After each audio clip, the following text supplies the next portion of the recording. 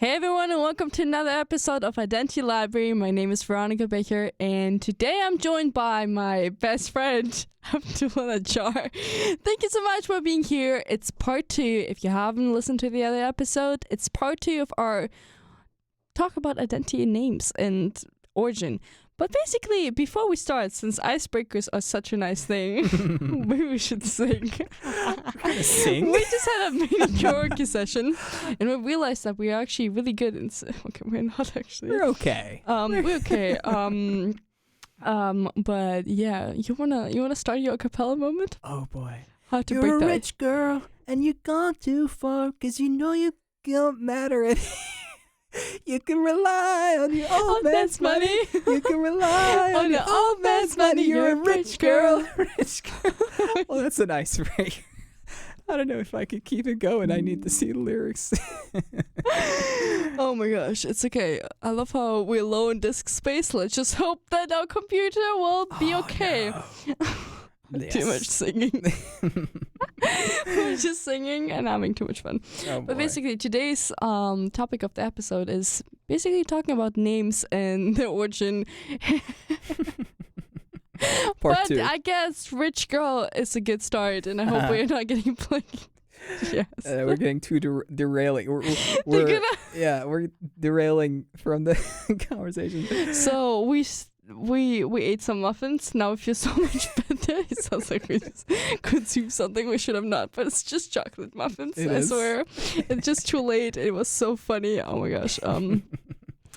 But yeah, we were talking about last episode about the name origin, and we got interrupted because someone called my partner in crime had a meeting to go to, only realizing that it's in 2 days.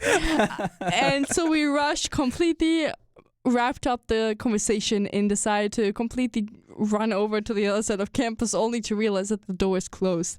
And this man just spent Oh my god. the past 45 minutes stressing over it while recording an episode with me, That and is being true. and being like, I need to go back. And now he's stressed that we need to record the second part. So we're here back in the Oh studio. my gosh. Ooh. Thank you for listening, by the way. I've been hearing some good feedback about my podcast. I really appreciate anyone who's listening. And just like an update, we reached the 10 countries listening to my podcast. Whoa! I didn't know that. Thank you. I love that. Basically, we even reached Australia, but that's also I don't even know how that happened. But Wow. we're good. That could be our friend Holly. I was thinking the same thing. She's living in the United States potentially, but that's okay. Now I know who's stalking me. So if you're from a different country, I will see that because your Spotify will give it away. That's true. Basically, that's one of the things. If you ever see me on campus and you're like, I really want to know what your podcast is about and what's the name. Well, one of my friends who was on my podcast called, Lucas, he actually decided to get me for my birthday a little, I think they call it NPC, and I think it's wait, NFC. Oh my gosh, how can I, shame on me, NPC is crazy. NFC chips, and this NFC chip works this way. You just have to put this chip on your phone and it opens up right away Spotify with my podcast on it. Ooh. So, my dear friends, if you want to order, I'm joking, pre-order from my friend, he starts a business selling NFC chips for my podcast. Now, actually jumping into the conversation, thank you for the really short introduction and maybe too long introduction, honestly. You want to say hi to our listeners? Oh yeah, they know I'm here. But hello again for part 2. After you heard me speak so much about the idea of names and the different nuances that a name captures for our part 1. Yes, and we will start into right away the alter ego. Ego is crazy. Ego, yeah. Ego is crazy. Oh my gosh. I feel like we can never have a proper conversation about We never something. do. No, we don't. Do you know the amount of times I have to adjust your voice all the time because you're super quiet, and then you switch up and I have to adjust it, so I'm here a lot of manual work. DJ to the episode. Oh my goodness. A lot of like back and forth. I know. And I'm like, don't move the microphone. Stay there. I'll Stay with still. us. Oh my gosh. But yeah, we will jump into Abdullah's alter ego called John. Oh yes. Oh my goodness. Oh, I have so much to talk about with this So John character. if you don't know yet, Abdullah has an alter ego. It's called John. And John is a different person. A spy, a CIA person, No, and a former teacher. Let's welcome John to our episode. Oh my goodness. Hello everybody. This is John, aka Abdullah. Well, okay. I'll try to I'll try to talk about who John is, and for your viewers listening. That was me for for a particular period of my life. I was known as a John Smith.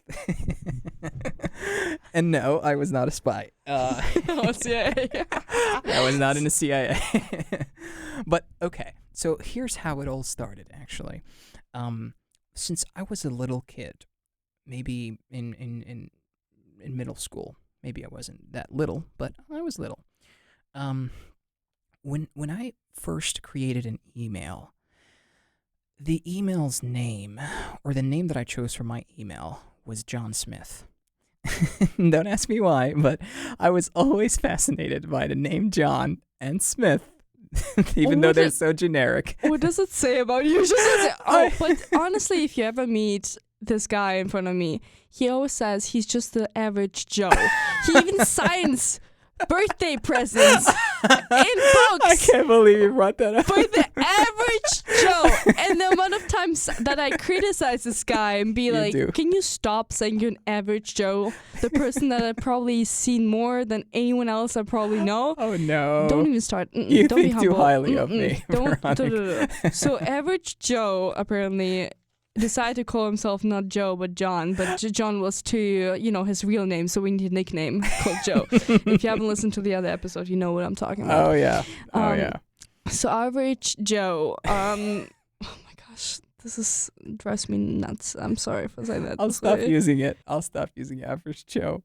But I that's, I don't like it when people.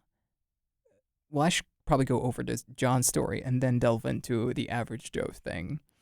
Okay, so note it down.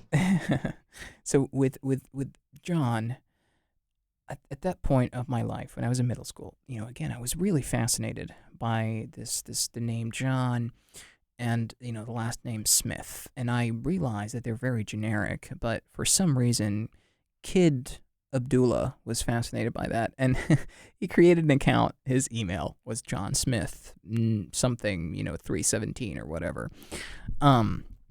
So fast forward to a time of my life when I was in Libya. I accept a position in this one English teaching center for a short while, and I teach students basic English. It was a basic English course.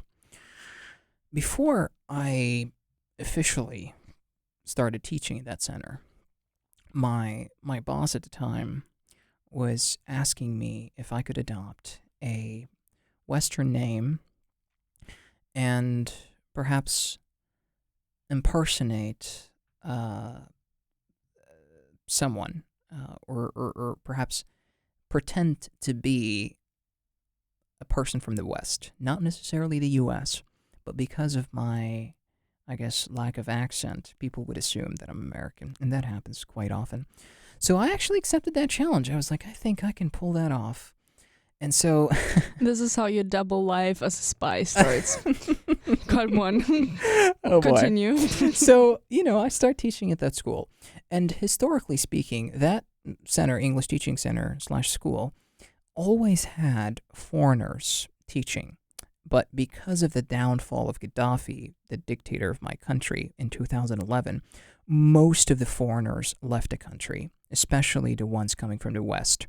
But the center had to maintain a particular image, and they found that I had perhaps looked more Western, dressed more Western, and sounded more Western, they thought that was a perfect opportunity for them to have a John Smith who could teach these students and at the same time not blow up cover. But it was a mini. It started out as like a very casual thing, but then as days progress, I realized that everybody is actually falling for it. The students, and I sometimes, because you ask yourself, like, if you were to meet me for the first time and I never told you that my name is Abdullah and I'm from Libya, you probably wouldn't have guessed. You would have never even thought that I came from Libya. Well, partly because you never even met someone from Libya, so how could you tell, right? You can't. I don't look like someone you've seen before. And second thing is, I don't seem to perhaps give that impression that I'm an Arab or that I'm from Libya. We all have stereotypes in mind, and when those things don't match, it gets tricky. So going back to my John story, I start teaching at that center. First day I introduce myself to the students as John, and I tell them I never reveal where I'm from, but I've always had stories of the U.S. because I've spent some time in the U.S.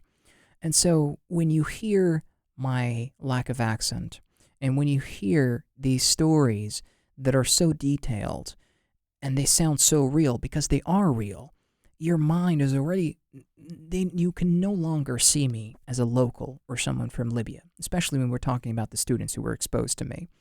And so oftentimes, they would talk in amongst themselves in the classroom, and they speak Arabic, and they talk about me, and I never, ever blew cover or broke character. And one of the things you learn about that experience, or one of the things I learned, is that the whole thing was very different from acting, because with acting, you have a script, you know what you're going to do, you've rehearsed, you've trained, but when you contrast that to what I was doing, every day was a new experience, and you had to be quick on your feet. You cannot slip. And that was my challenge. Like, I knew that I wouldn't slip, and I knew that I will not slip, even when the situation is too, I guess, maybe too intense. And I'll tell you, and I'll give you an example. There was one instance when one of the students was actually talking about my sister, and he was saying something that was negative. And he was speaking Arabic. And obviously at the time, you're like, what would be the right approach to that situation? Do I blow cover and stand up for my sister, or do I pretend as much as I did for the entirety of my time there? Can I ask a question? Yes. How did they know your sister? They didn't even know that I had a sister. But they were talking about her and didn't know that you have a connection? They were assuming that I had a sister, and they were saying something about her. So they were assuming you have a sister. How did they assume that if you had a specific image to uphold and people didn't know your family background, etc.? Oh, they didn't know my family background. They assumed that I had a sister. They just assumed it, and they started talking, saying things. Yeah. I would assume that you have a mother, but maybe you could be, I don't know, you could be an orphan, the mother could be deceased, but you would assume. Okay, that makes sense. Yeah. Okay.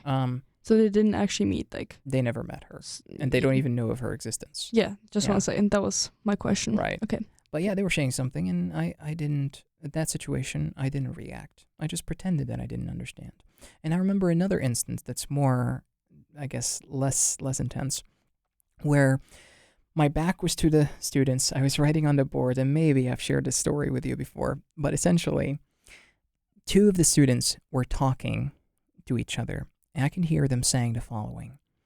One was saying to the other, "Hey, I think John is actually that British lady's son. We had a British lady in our center. She was married to a Libyan." And so the other guy replies, he's like, "Well, how could that be? That she's white and he's brown." and then the other guy replies back and he says, well, have you seen him clean shaven? He's as white as can be. And so my back was to the students, and my stomach, it starts shaking. But for me not to give away that I was actually understanding everything they were saying, I start moving my feet back and forth. So it's not. So if I see you move your feet up and back and down, I know that you're just a spy trying to not blow your cover. Thank you so much for knowing that. Oh my God. Yeah, no, I had to. And again, it goes back to what I was saying. I wasn't an actor. Because if I were an actor, I would have had a script. I would have had everything already set up. But with this particular situation, every day was a new experience, and you had to be quick on your feet. So that was, I was John for a while. No one figured it out. And as far as I know, to my knowledge. And then what makes matters even more interesting is that 8 months after I left that center, I was out with 3 friends of mine in the old city of Tripoli. 2 of my friends were American. The other friend was Italian.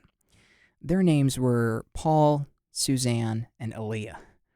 And I was walking around the old city, and I come across 2 of my former students.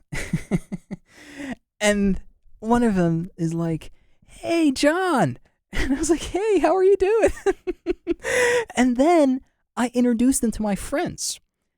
I was like, well, I want you to meet my friends. This is Paul, this is Susan, and this is Aaliyah.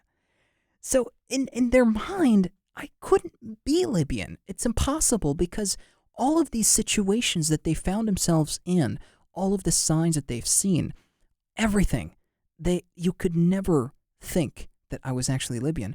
And some things were true, some things were not.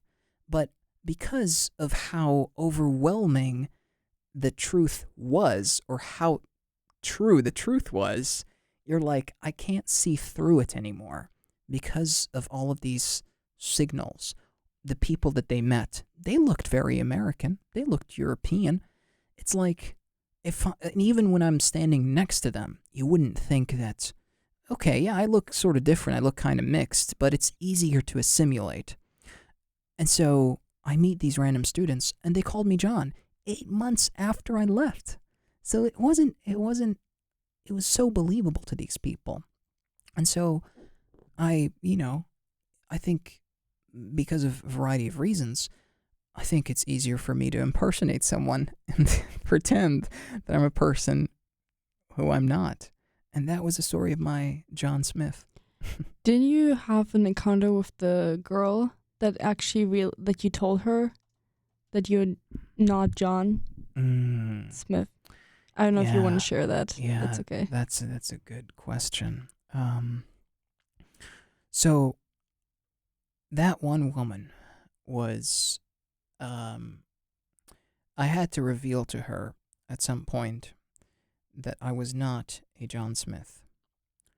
And that person told me something, a secret that I cannot reveal about her life that might put her in immediate danger. And she only told me that secret because she thought I was an American. And everything was just so situational. And what I mean by that is there were truths, there were white lies, but because of how overwhelming, again, the truth was, you can't really see through the lies. So she told me something that definitely I cannot reveal, and I obviously cannot reveal the identity of the person. But she told me something, and I told her that this would definitely remain, stay between us. And at some point, for a variety of reasons, I had to tell her who I was, and that I wasn't a John Smith, and that I'm a Libyan dude, your average Joe. And so that was, to my knowledge, the only person that knew, and I don't think she would have, or I don't think she revealed my identity to anybody, because of the fact, obviously, that I have her secret. A very, something that, again, I cannot talk about, but because of that, we both know that if she couldn't, if she were to reveal, I guess, my identity to people, and obviously there wouldn't be any sort of repercussions. Like if those people that I taught knew that I wasn't a John Smith, that wouldn't change anything. Yeah, they were deceived, but it doesn't have any immediate repercussions, no consequences for it.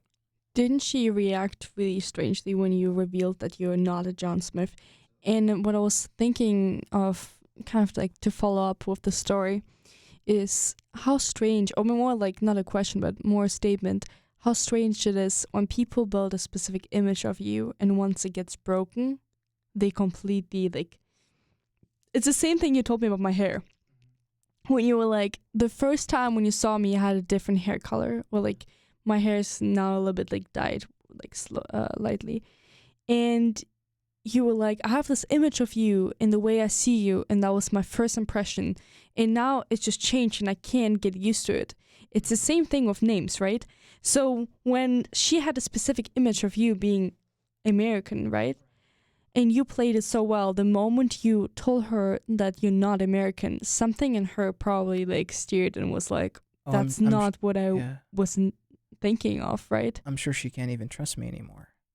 And that is very, and I understand why that is, because for the longest time you've known me as that person, and everything I said to you, you haven't taken with a grain of salt. You believed it to be true. And some of it was, obviously, the only lies that I remember was obviously my name. I never said where I'm from. A lot of stories I shared were actually true, but she already built an image, like it was clear. And so she had a shocking, actually, we texted when I had to tell her. And she, it was a shocking reaction. It wasn't like a bad negative reaction, but it was, she was in shock. And then when I saw her again, for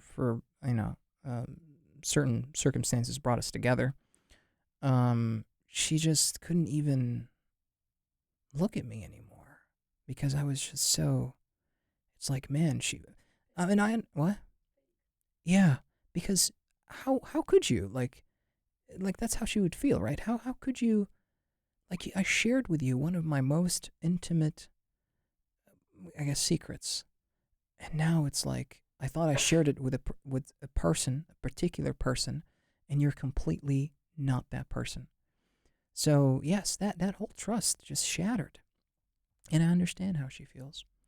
But yeah, I mean, like right now, the situation, you were referring to your hair and how it's being dyed. It's because I guess we've known each other for a while. These things, when they change, like hair is something very like minor compared to, say, identity. Like if I were to reveal to you right now that I am not the person that you've known for a while, I mean, I'm sure you would like literally block me. You're like, I don't know this person. He's been fake, and I've let him in my life. I've had conversations with him about certain things, and now he's not whom I've known for a while. I mean, you're talking about, hair, very, I guess, mild, again, compared to something major. And even like my case, like maybe I had longer hair and people now see me shaving my hair off. It's like, oh, what happened? You know what I'm saying? Mm-hmm. Yeah. Makes totally sense. I was thinking, it just, the image, I think singers do that too, right? They create a different name, or I've also always think of when we talked on last episode about different pictures we have about Gary and Arthur. Well, I was thinking of all the philosophers that were women and wrote under a man's name. And I was thinking of how so many great, like, I don't know, authors would use specific names to like reveal their identity, to reveal a certain picture, because nothing changed about the writing style, about what they tried to convey, right? The paper itself didn't change, the topic didn't change, nothing changed. It's just the name of the author that would have completely different criticism, right, behind it. And it's the same thing as so genders and like certain names can reveal or help us achieve something that we want to achieve in certain fields, right? And it's more extreme. It was more extreme in the past than it is now. And I think it's just sometimes really almost, I don't want to say scary, but how much names influence our identity overall. But also, you made an interesting point about how much a name, what a particular name carries. When we're talking about a woman who wants to use a man's name to write something influential or something, major, that name that's being adopted carries a particular, again, weight, and it's more, the reception would be more in favor of it. And a basic example here would be, and by the way, when someone, I think that's one thing I'd love to share here, maybe you know it, when someone adopts a particular, pretends that they're writing in the name of somebody else, you recognize it? Oh, it's called a pseudepigraphy. Yeah, and that's one thing where that happened a lot in the ancient world, especially with the rise of the Gospels and the New Testament. Like a lot of these books, a lot of people use names of major apostles or disciples, and they write a book using the name of that particular disciple because it carries a lot of weight. And so they're practically a nobody, but that person is a somebody. And so they write an influential piece of work, and they adopt that name because, that they would have a better reception. And so that is, again, it's called a pseudepigraphy. In layman terms, people would call it a forgery. And it is, but it's, names. Gosh. I feel like we start this topic improvising, I would say, but we realize how much we didn't actually think about it as part of our identity, right? I was thinking, for instance, since you shared last time your like background of your name, I'm gonna share mine. I feel like we have a good flow. I was named after a flower, actually, that specifically grows in like forests. Like it's a wild small flower, and Veronica's actually a whole like family, plants family, sorry. Plants family. And we're like in a plantain family. It was really funny. So technically my birth flower is a banana. I'm joking. But it's like plantain family. And I was also named, so my name means actually the victory bringer. And my mom was like, this is like a strong name, like something you can actually like, the victory bringer. So it's effectful, someone who leads somewhere, because I think it's like it has different origins in different countries. So I think like fun fact of the day, I guess. And then the other thing that was like that I really wanted to like just share is doing my little research on two things that I really wanted to share about like names that we were talking about. And it really depends on you. We can go into the average Joe first and then kind of turn around to the like historical little stories. Oh boy, gosh. Well, I can, the average Joe thing is pretty brief. I've always, and I think you probably have discovered this about me by now, since you've known me for a short while, maybe a long while, depends on how you look at it. I really have, I do find myself very much interested in people and their stories, and I like having conversations with people because I think there's a lot for me to learn from these engagements with different individuals. And I never really I don't think I do very well when it comes to praise. Like I don't receive praise as I'm not, I don't like I compliment people. I don't really do pretty well in receiving compliments. Like I receive compliments, but I don't really do very well in sort of, I don't know what to do with them oftentimes. And so I guess I try to, I tell people, you don't have to think too much of me. I'm just a regular person. I'm just a regular guy. I'm not I'm not who you think I am. Whatever it is that you see, I'm sure there's more to it. And so I sort of adopted this thing of like average Joe, because average Joe is like, I think, an American expression that, because Joe is pretty much a generic name like Greg, an average, we know what that means. And so that expression, average Joe, essentially means someone who's just pretty normal. Like, it's like your average Joe, that person doesn't stand out. He has a pretty typical life. There's nothing special about him.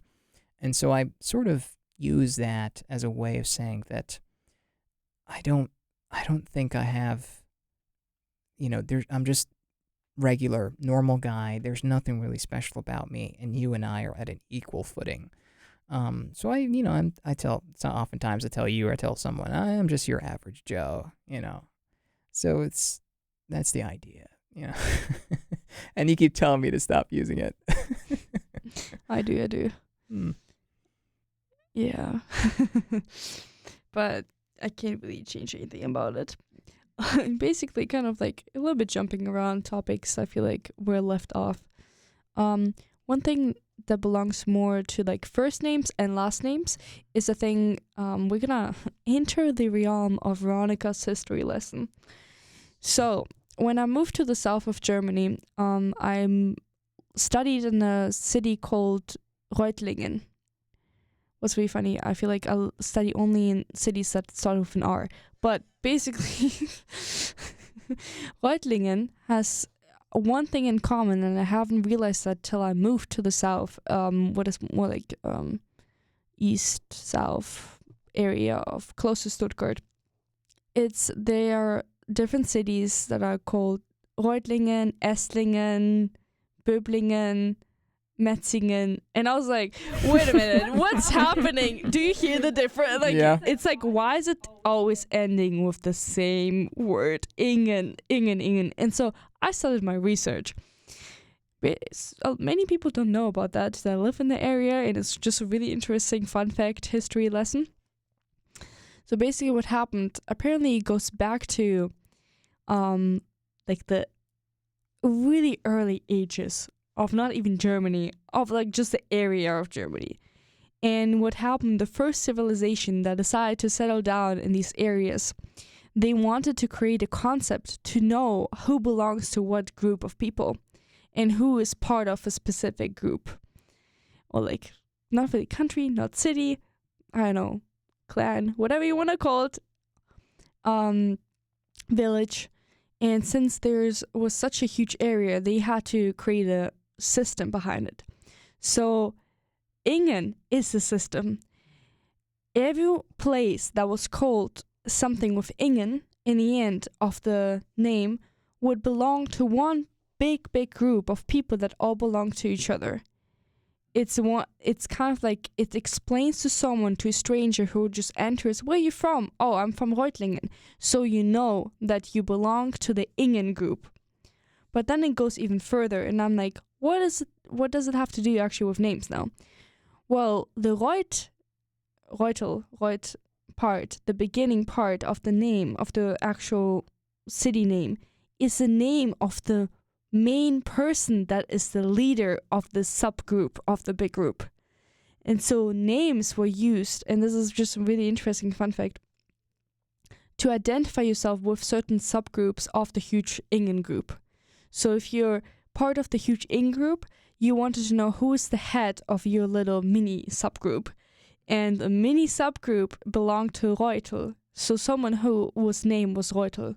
And so Reutlingen is just a combination of the main man that was in charge of this subgroup and belonging to a bigger group that was people just settling down completely in the south and a little bit more to the west of Germany. Wow. And that's a first name? The first name of the man? Yes and no. It kind of like, it's not 100% because they're like Metzingen, so Metz. So they're different, like sometimes use last name, sometimes his first name, but it's a name that identifies him with, and people just knew him off.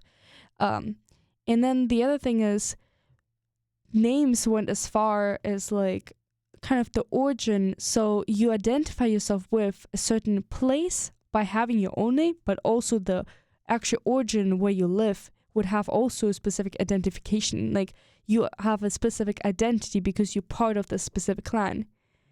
And then to make it even further, the way German city names or like little town names were created tell you about the geographical area in what is there. So Braubach, example, Bach means little lake, little stream of water, let's call it this way. So that means there's water. So if you live there, that means you live close to the water. Specific other like endings of like the city names would then like give you an indication of who do they belong to, what is the group, is there a church, is there water, is there high water, low water, can you actually get your animals across the water, is it dangerous, is it slippery, are there like rocks, I don't know, there's so many aspects. And so the thing is, what comes back is just a lot of the names of the leader of a specific clan would be mentioned in these names too. And that's kind of how German city names were, not all of them, but some of them were established. It's like a whole thing you can study about.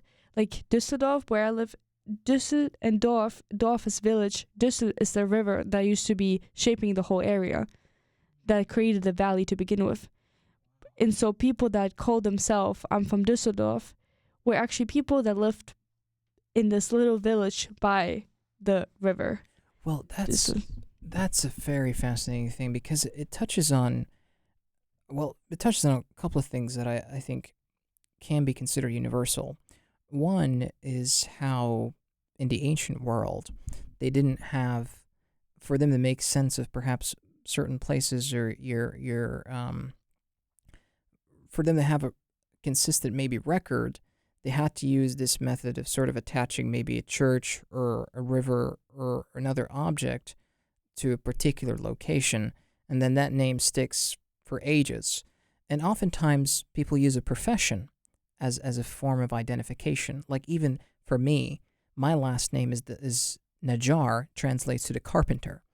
So I reckon back in the day, I came from, maybe a clan or a tribe that was a tribe of carpenters. So they called them the carpenters. And what's even more interesting is that in the ancient Middle East, and maybe in the ancient world as well, there was no such thing as last name. We even today, like some of the people in my country have a last name that literally translates to the son of so and so. Like if my name is Abdullah bin Adam, bin literally translates to son of. Adam is a name of a person.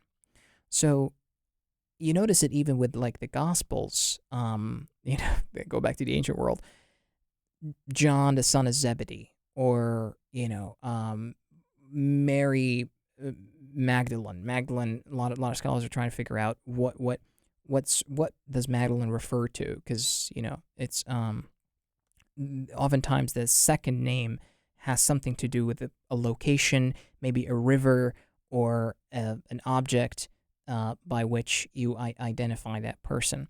And, Jesus Christ. Jesus' last name is not Christ. It's just Jesus, the anointed one. That's what it means. And even they had, again, ancient Jews, they had Ben Yadam, the son of Adam. And that thing, Ben, sort of passed through all of these generations, and you have a region today where a lot of these people's last names have this thing where they are literally called, I don't know, Muhammad, son of. Like, that's their last name. Their last name is literally the son of someone. They don't even have a last name.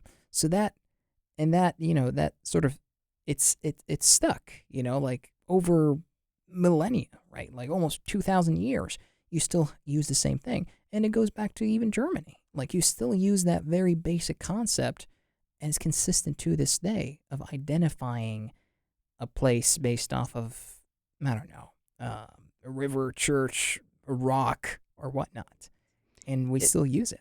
Last names in German really often have certain professions in mind too. Like Schmidt, for instance, is really like common. And then we have, I don't know, I always love, like, I have no idea who gave my family the last name that I have, because it means cup.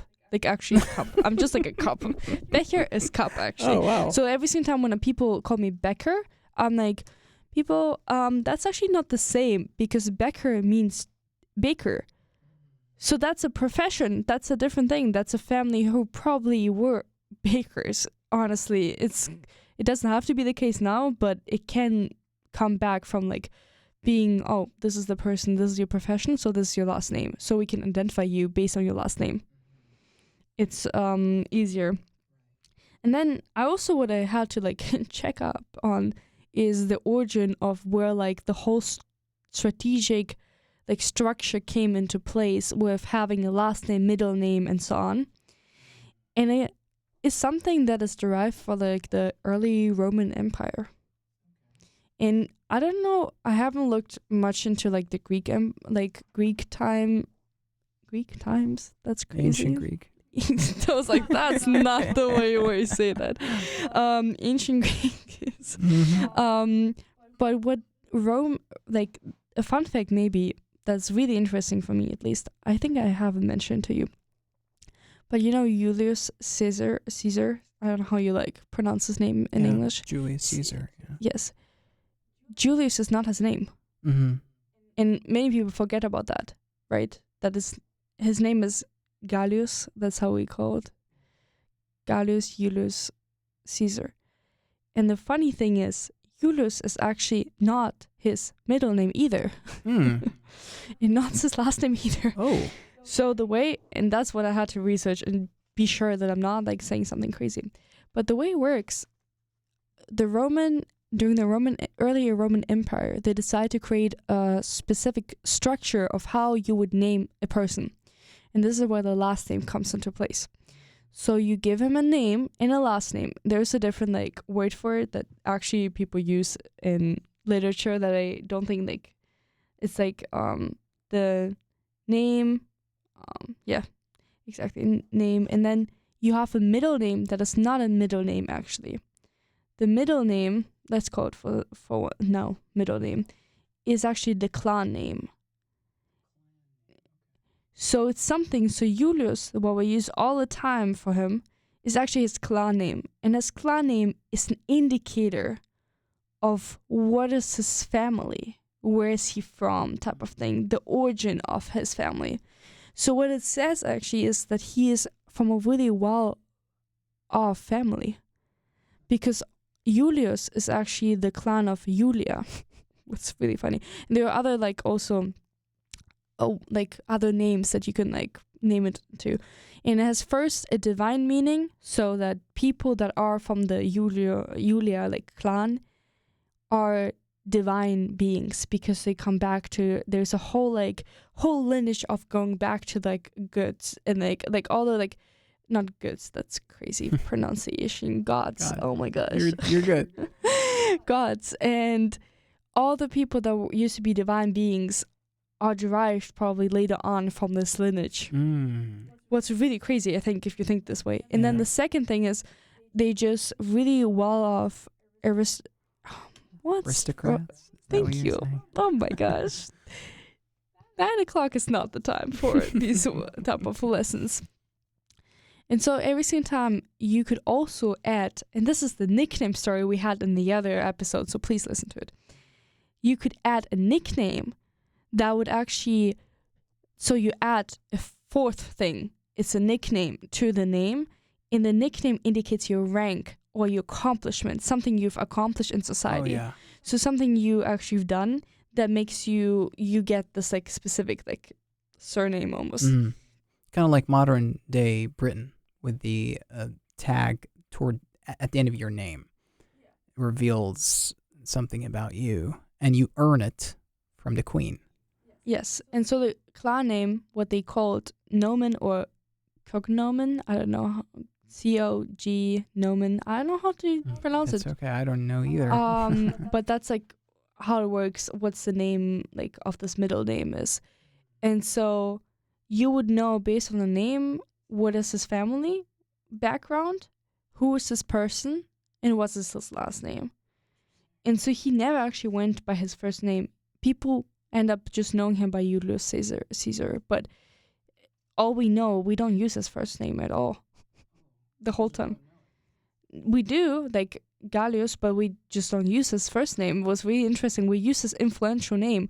And it's actually, I was thinking about it don't get me wrong, I'm not the historian here, but I think the idea of using someone's name that has such a tremendous weight associated with divinity, or divine people, divine background, and being from a really influential family that was for years, for generations in the military and politics and anything else involved in these type of circles, has such a tremendous weight. First of all, you're credible. That means you're someone who is really important already because your family lineage continued being only producing really influential people. And then the other thing is being an offspring of a god.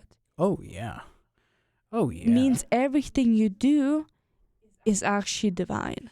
That's very, and that's where I think one of the emperors, wasn't Octavius or Augustus adopted by one of the emperors at the time? I think so, yeah. Okay, he was adopted, right? And that, I think one thing I learned about that ancient Roman world is that adoption at that time actually meant something more significant, because it's like you were chosen into that family. It's not like you were born to it, you were chosen to be part of it. That means you have something about you that's unique and significant. And so, imagine being chosen by someone who has been exalted into heaven. Imagine you're an emperor and then you adopt someone, and then, you hear stories after that person dies that person was exalted into the heavenly realm or living with the gods. It's like you were literally adopted by a god. You know what I'm saying? And that back in the day in the ancient Roman world, I mean, that line was blurry.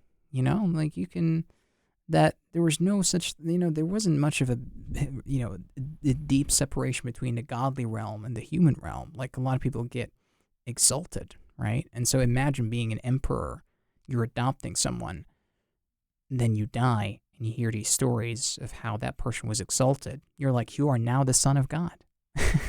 But it's the same thing of Marquise. Do you say Marquise? Aurelius? No, we're not talking about people. We're talking about a title. If you're, I don't know, not a king, but if you have a certain title in society that also is the same weight, why do you get married off to a certain family? Because they have influence, because they have a certain title. And it feels like the title is the one that actually you identify with. It's identity back then. Even now, we still have families that have titles and used to be part of a certain group of people that were really influential. And if you think this way, well, your name actually had such a tremendous influence on how people perceived you. You could have been a normal person who just got adopted, and beforehand you were no one, right? But now you're somebody. You're somebody because of a name, right? Isn't this absurd? That's ridiculous. It's crazy. Add a name to something and then it becomes divine. Yeah. Special. Yeah. Someone you can actually not judge for their actions, no matter how they lead on a whole nation. Right. But because the person is divine, it's solidified into Right. But the inverse is there are certain names where it's we can no longer utter that name because of the negative legacy it left behind or the negative weight. Because you can go both ways, right? I'm sure we don't hear as many Adolfs around nowadays, right? But we still have, yeah. Best example, think of Harry Potter. Harry Potter, yeah, the name which we do not utter, they say. Yes. Yeah. Oh my gosh, exactly. one thought. Voldemort. I was thinking, I was actually for Hitler. I was thinking about Voldemort. I swear to God, that which we do not utter. It's crazy, right? You don't talk about it. You don't talk about certain people. You don't talk about certain names, right? And it's such a strange strange thing to not mention a name because now it has such a tremendous weight. Like, I don't think anyone would call their child now Adolf because of a certain background in Germany. And if you do, that would be something, I don't know, to think about. I'm sorry for everyone who's called Adolf. I'm sorry. I'm just saying.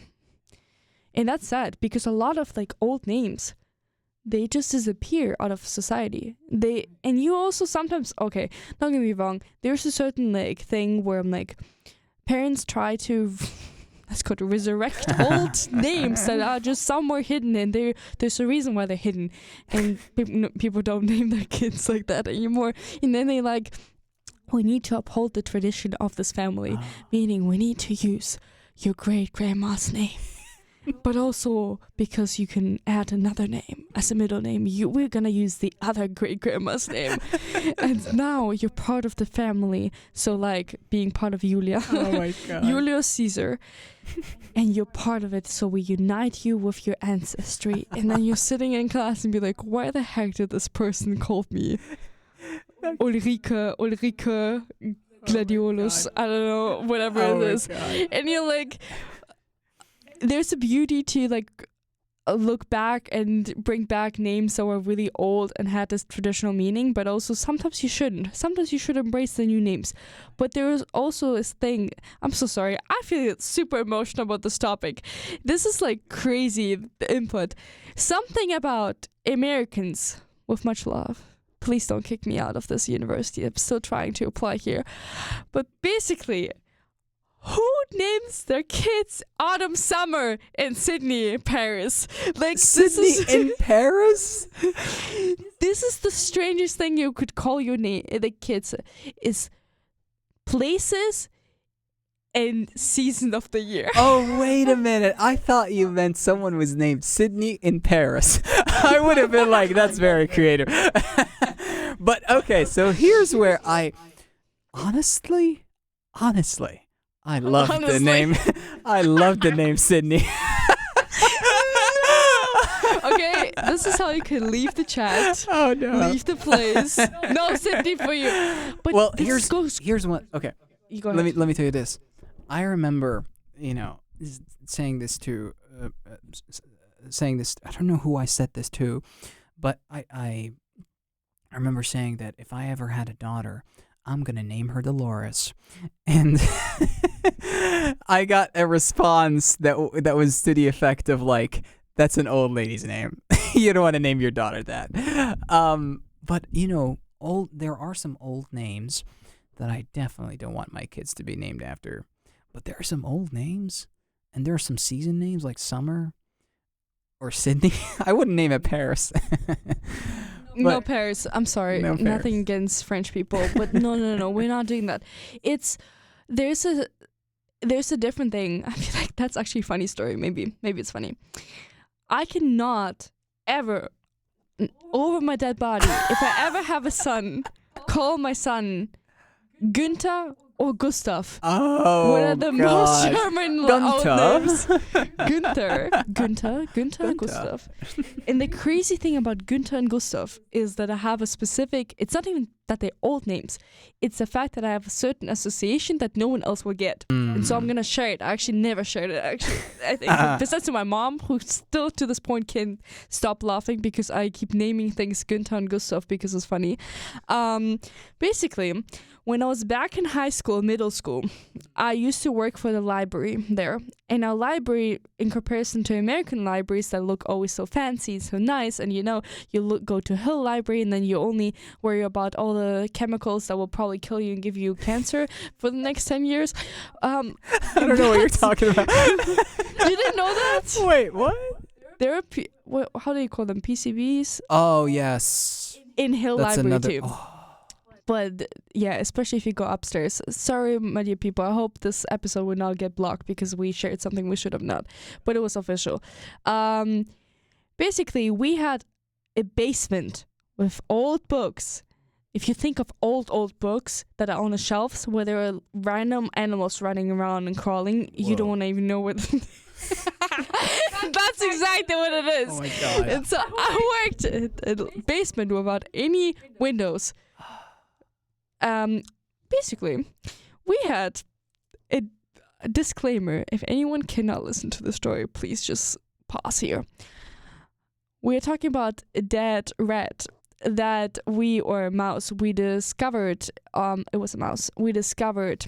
And because no one wanted to get rid of this mouse ended up, and I'm sorry, I'm going to say something. We were in middle school, so please don't judge us for unethical behavior. We put a sign up and called the first mouse that died in our basement Gunther. Oh no! Not the Gunther or the dead rat Gunther. Gunther. So every single time when people would enter to get books, and in the beginning of the school year, we had to exchange them and give them out. People will come in because nothing was digital at the time, right? People who would come in and we're like, please greet Gunther too. That's laying in the corner. And it was bad because it was such an old basement, you wouldn't even smell that there was a dead rat somewhere in a corner or mouse. So, and then the second one that joined this buddy was Gustav. So that's how Gunther and Gustav end up being our best friends for, I think, 2 years. They were laying there and dying and really slowly, living their life. And then after that, I started naming all my spiders Gunther and Gustav, and my mom just can't stop laughing about the fun fact that I just use it. I'm like, see this spider in the corner? That's Gunther. And do you see the other one? That's Gustav. Welcome to our club. So they're not dead. They're alive. Just saying, disclaimer. Goodness. You just destroyed my image of Gunther and Gustav right now. The way you say Gunther is like so funny because it's like, it reminds me of a completely different word. And Gunther is the word how we pronounce it. Gunther. Gunther is crazy. This is insane. I would never now see. I can't now. Every time I see a rat or a mouse, I think, oh, here's Gunther.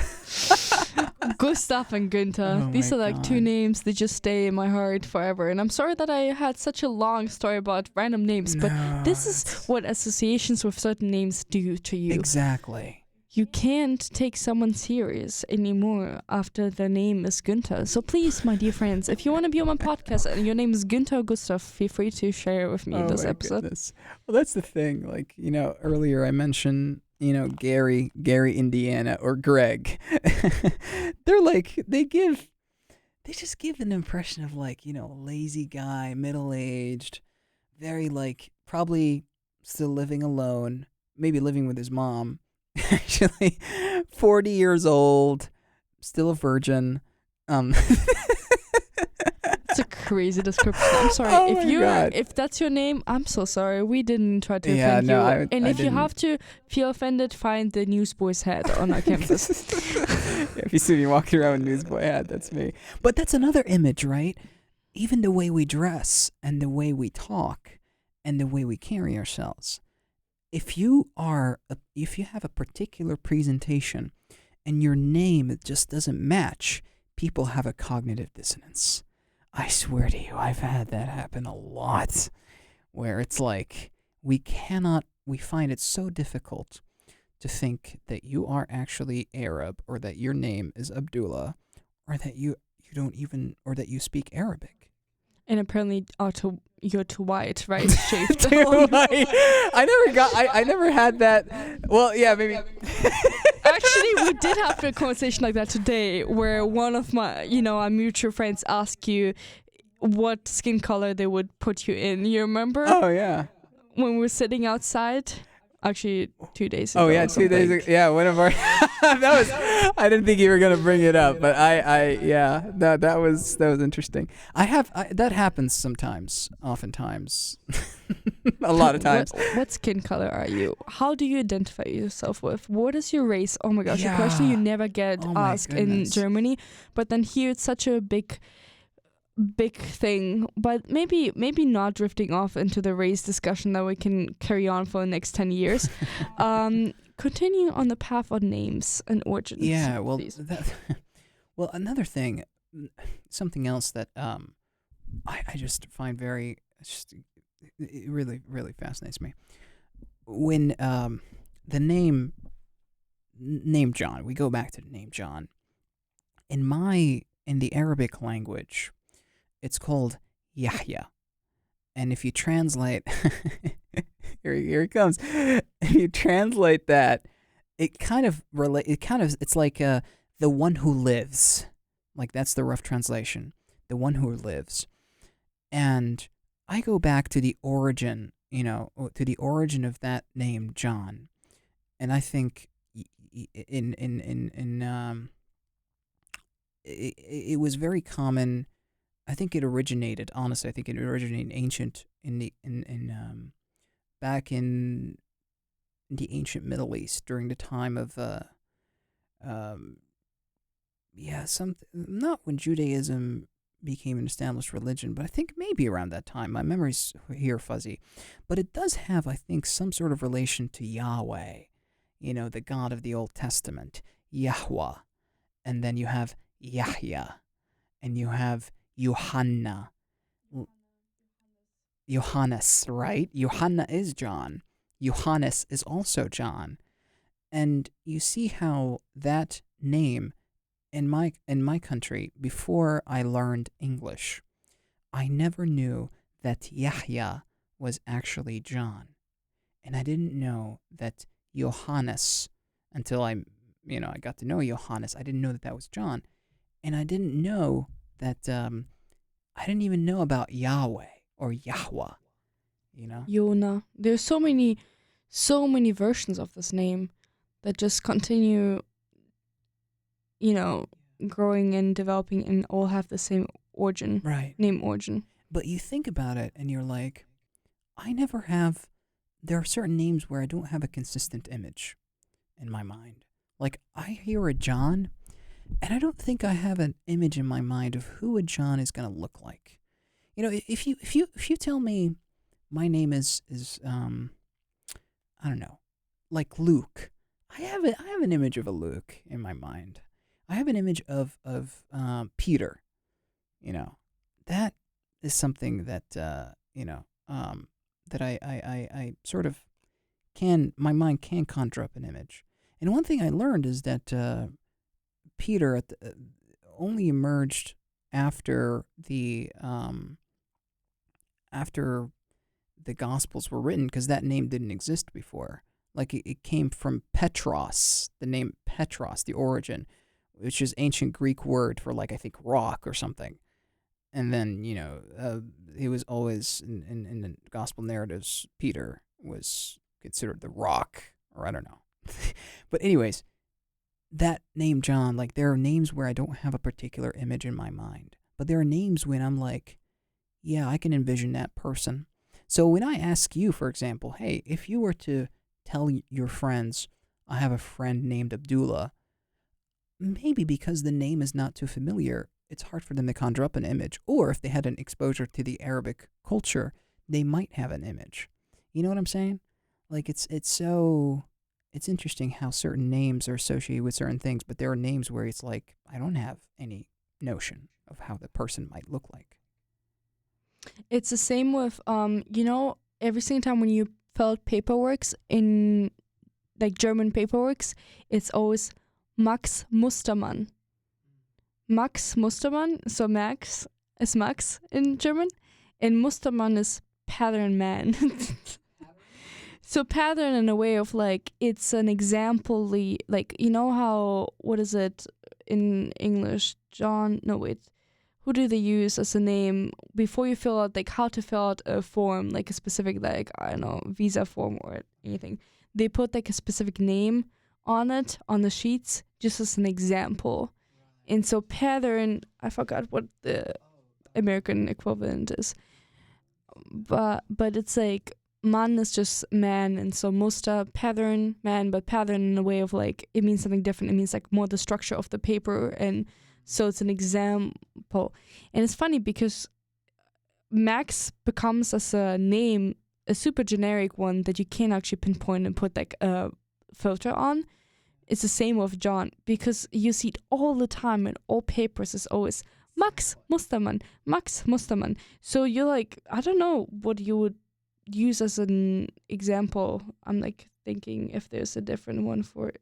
There's a US one. A U.S. one is John. Like, that's like you have John Doe. John Doe. John Doe. Okay. Yeah. Because that's probably the most generic one. Like, John would be considered very generic. Oh my gosh. I was just looking it up and I'm like, what is the average, what would Max Mustermann be in America? And then in German it's answered, synonyms are John Smith. That's me. And then it gets better. And Joe Average. Oh my god. Oh my goodness. But it speaks to how much of an average person I am, using generic names to describe myself. It's apparently the same with the last name Müller, super common, or Schmidt. Schmidt, yeah. Schmidt. Even here, there's Schmidt. It's so common. Yeah. I don't know. It's just crazy. But John Average, and I love the other two choices that I just want to mention. Okay. Joe Public. Oh, you can, if you want to, but I like the last one, Joe Sixpack. Oh, yeah, I know that one. I know that one. Yeah. I recognize that one. So whenever you want to change your identity and become a not average Joe or Joe Average, you can become Joe Sixpack. Yeah, more than average. I don't have a dad bod. I have a six-pack now. So, depending on where you want to be, Joe Public, John Smith, Joe Average, and Joe Sixpack. That's my new one. That's how I'm gonna sign off my name, Joe Sixpack. You're Joe Sixpack. Oh my gosh, if you ever become a journalist and you write a book, you should use it as your name on paper. So it's like, I'm actually not Abdullah, I'm John Smith, but also you can call me John Sixpack. Oh, that would be hilarious. But no, I always thought about it, like, what would my foreign name be? Like, what would my Western name look like? And that I've always thought, like, what would sort of fit? You know, like, how would, if I were to introduce myself and I tell people, hey, my name is, I don't know, Theopolis, or he's a weird Greek name.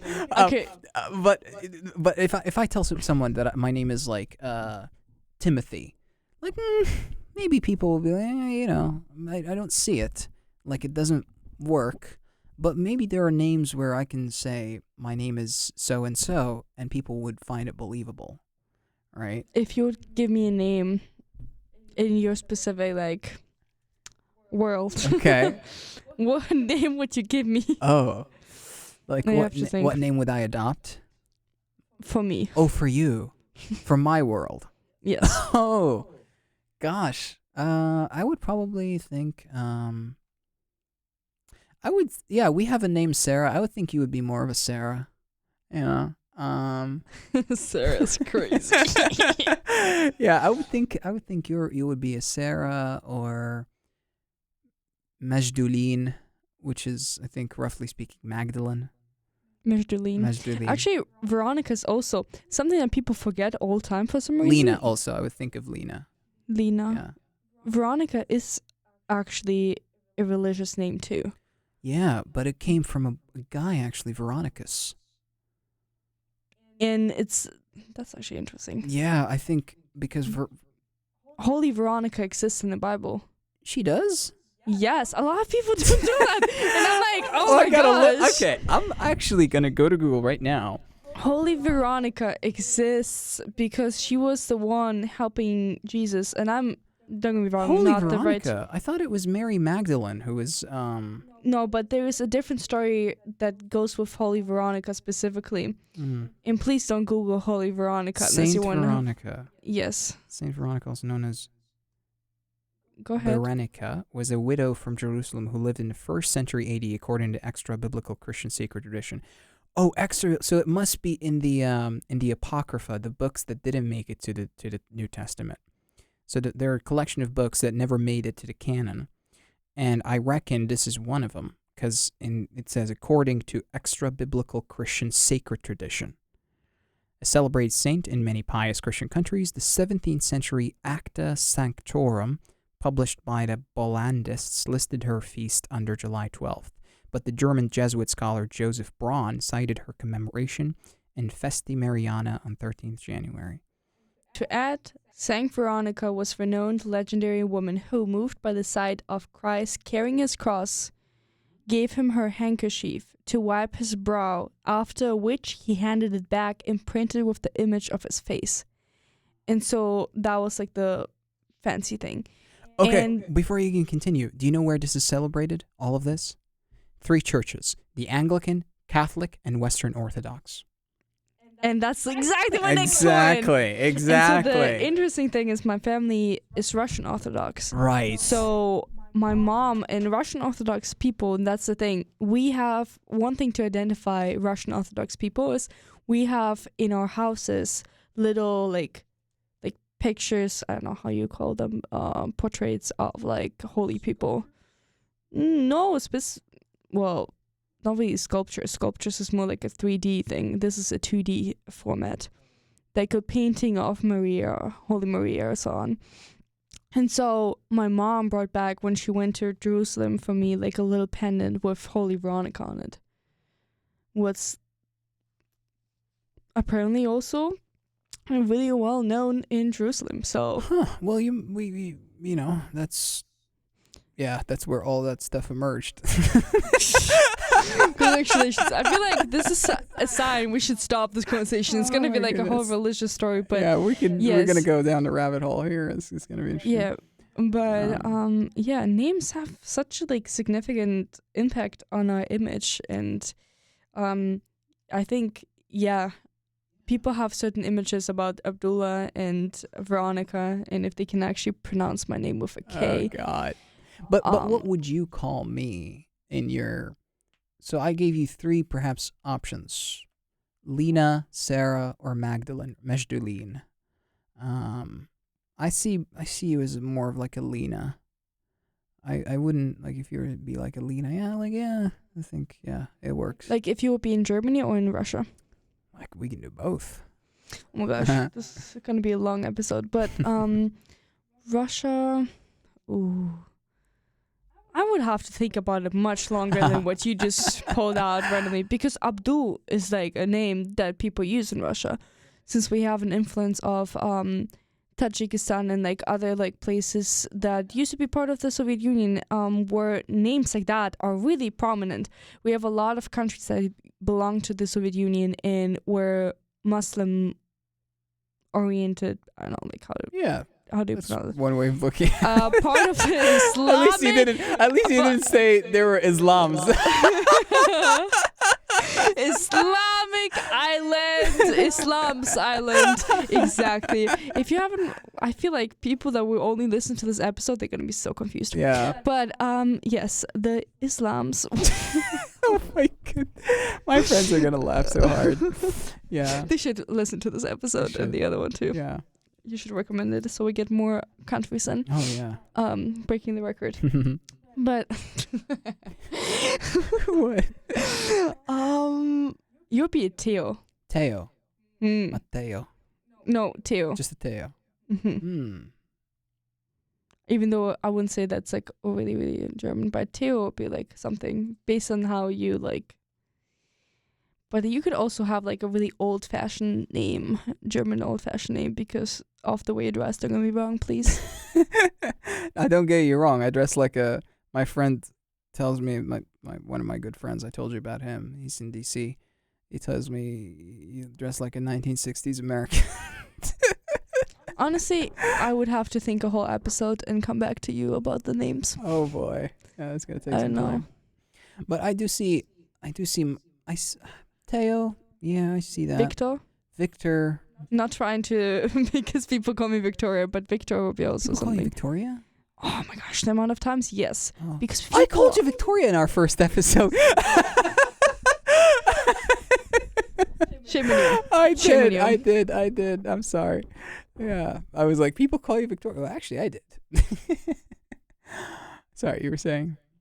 I'm thinking of like typical Russian names, but I need to think about it more to give you like a strong like. Yeah. Strong Russian name. Yes. The guy who's gonna fight a bear. Yes, exactly. Dmitry Gorbachev. Gorbachev. Yeah, but Boris. My name is Boris Yeltsin. Does that work? Yes. Okay. No Okay, I'm comments. gonna stop. Victor is like Vitya, so like a nickname. So Vitya. Maybe last fun fact before we finish this episode. Last fun fact about Russian names was really interesting. Russian language works this way because we talked in last episode about how you call sometimes each other Habibi. And the way it works in Russian language is you can use any name, mostly names that are already used in Russian.